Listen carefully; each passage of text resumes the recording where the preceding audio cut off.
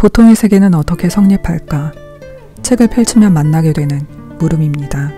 책의 원제는 죄책감의 인류학으로, 죄책감은 문화와 관계없이 어디에서나 관찰되는 감정이지만 자신이 태어날 곳을 선택할 수 없는 상황에서 죄책감보다는 한 사람 한 사람의 마음속 감정을 구체적 언어로 표현하기 위해 번역을 거치며 떳떳하지 못함이라는 제목이 선택된 건 아닌가 합니다. 저자는 문화 인류학자로 에티오피아의 수도 아디스 아바바에서 시작해 진마와 아칼로에 머물며 제도 속에 살아가는 우리와는 다른 생활 양식의 차이를 들여다보고 절망적으로 점쳐지는 현 사회를 재구성할 수 있는 가능성을 엿보고 있습니다. 이미 구축되어진 사회를 어떻게 다시 재구축할 수 있는지로 이어지는 저자의 사고 과정을 따라가다 보면 구축 인류학이 이루고자 하는 것이 무엇인지 공감할 수 있습니다. 구축주의는 우리나라에서는 사회 구성주의로 통용됩니다. 사회 현상, 실태 등이 구성원의 의식과 감정, 언어 등의 작용으로 만들어지며 제도와 관습화된다고 보는 입장으로 모든 게 복잡한 사회적 그물망의 힘으로 구성된다고 보는 시각입니다. 이에 대한 예로 여성스러움, 남성스러움으로 역할을 규정당하는 젠더 개념과 과거에는 없던 말이지만 스트레스라는 말이 생겨나며 좋지 않은 감각과 느낌을 설명할 수 있게 된 경우로 인간의 감각조차 구축될 수 있다는 점을 설명해주고 있습니다. 그러나 구축 인류학은 사회 현상이 구축된다는 인지에 머물지 않고 재구축 시도로 당연함의 경계를 흐트려보고자 제안하고 있는 것입니다. 사람들은 커뮤니케이션으로 유형 무형의 것을 주고받는 관계 속에 존재하며 주고받는 행위는 사회와 세계를 구축하는 과정임을 재확인시켜줍니다. 주고받는 행위가 시장, 국가, 사회에서 어떻게 움직이고 있으며 태고의 관계를 비춤으로써 어떻게 바뀔 수 있는지 주고받음 속 이어짐의 회복을 에티오피아를 통해 이야기하고 있습니다. 태고의 사회에서는 부족 또는 집단끼리 주고받음을 통해 적과 동료를 구분짓는 형식이 존재했으며 관계는 이전되는 물건으로부터 특별한 사회적 유대를 만들어 왔습니다.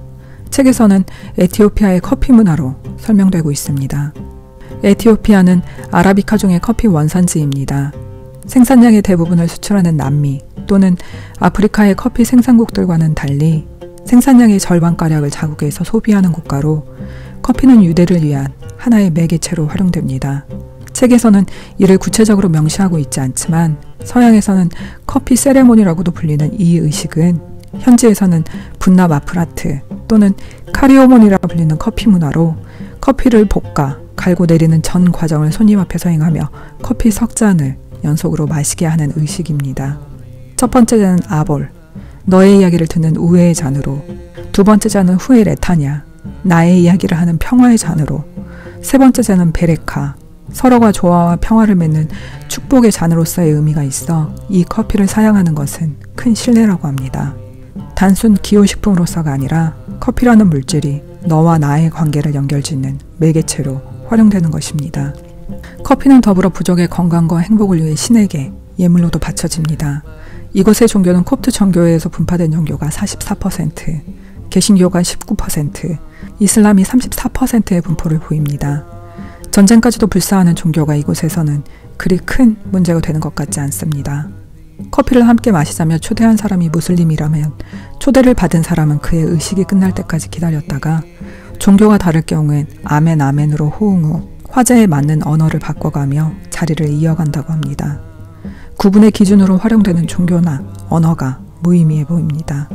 덕분에 자신의 집에서 홀로 커피를 마시는 경우엔 저 사람들은 자기들끼리만 커피를 마신대요라며 험담을 감수해야 할 정도라고 합니다. 이와 달리 주고받음을 바라보는 비판도 존재합니다. 주는 행위는 어떤 이름 아래 복속시키기 위한 수단이 된다는 관점입니다.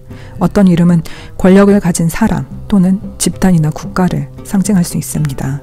이 부분에서 저자는 에티오피아 사람들이 갖는 이름에 대해 이야기합니다.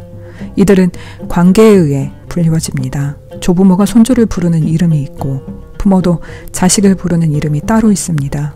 동네 친구들마저도 부르는 이름이 따로 있어 맺어진 관계에 의해 불리워지는 이름은 자신의 편의에 따라 선택할 수 있습니다.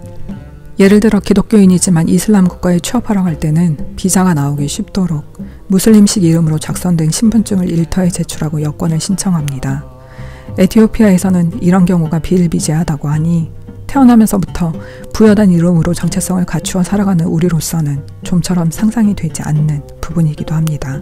에티오피아 사람들은 주어진 조건에 의해 규정되기보다 자신의 선택하에 살아가고 있다는 점은 신선한 충격입니다.